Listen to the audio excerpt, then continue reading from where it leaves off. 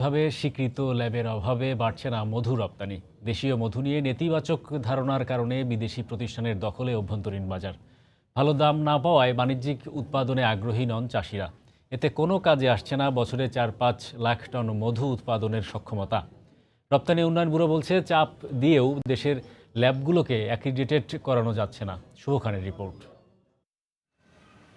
মানিকগঞ্জের কৃষক জাহাঙ্গীর আলম এবছর 12 বিঘা জমিতে সরিষা আবাদ করেছেন, পাশেই করেছেন মধু চাষ। তিনি বলছেন 12 বিঘা জমিতে 40 মণ সরিষা পাবেন, সেই সঙ্গে পাবেন 50 মণ মধু। 40 মণ সরিষা 80,000 টাকা বিক্রি হবে, পাশাপাশি ওই 40-50 মণ মধু পাবো, লাখ দেড়েক টাকা মধু বিক্রি করতে পারবো। কৃষি বিজ্ঞানীদের মতে মৌমাছির পরাগায়নে ফসলের ফলন বাড়ে 20 থেকে 25% পর্যন্ত। সরকারি হিসেবে দেশের 6.5 লাখ হেক্টর জমিতে সরিষা আবাদ হচ্ছে, যার মধ্যে মাত্র 10% জমি থেকে মধু আহরণ করা হয়। সংশ্লিষ্টরা বলছেন বর্তমানে বছরে মাত্র 10,000 টন মধু উৎপাদন হচ্ছে। সম্ভাবনার পুরোটা কাজে লাগানো গেলে বছরে আরও 4 থেকে 5 লাখ টন মধু উৎপাদন সম্ভব।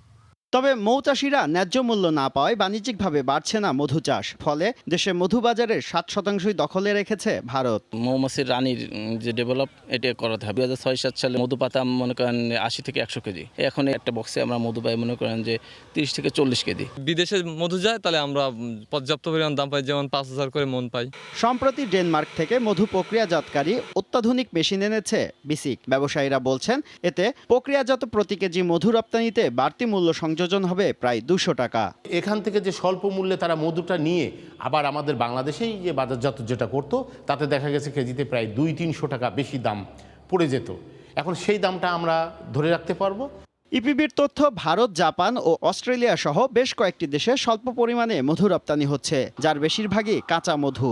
আন্তর্জাতিক বাজার ধরতে নানা উদ্যোগের কথা জানিয়েছে রপ্তানি উন্নয়ন ব্যুরো। বিসিএসআর বা আদার যে টেস্টিং ফ্যাসিলিটি যেসব প্রতিষ্ঠানে আছে তাদেরকে আমরা প্রেসারাইজ করছি যে তারা যেন অ্যাক্রিডিটেড হয়ে যায়, তাহলে আমাদের জিনিসটা সরাসরি এক্সপোর্ট করতে আর ঝামেলা থাকবে না। সরকারি হিসেবে দেশে 20,000 মৌচাষী থাকলেও বাণিজ্যিকভাবে মধু উৎপাদন করেন মাত্র 2,500 চাষি। শুভ খান, সময় সংবাদ,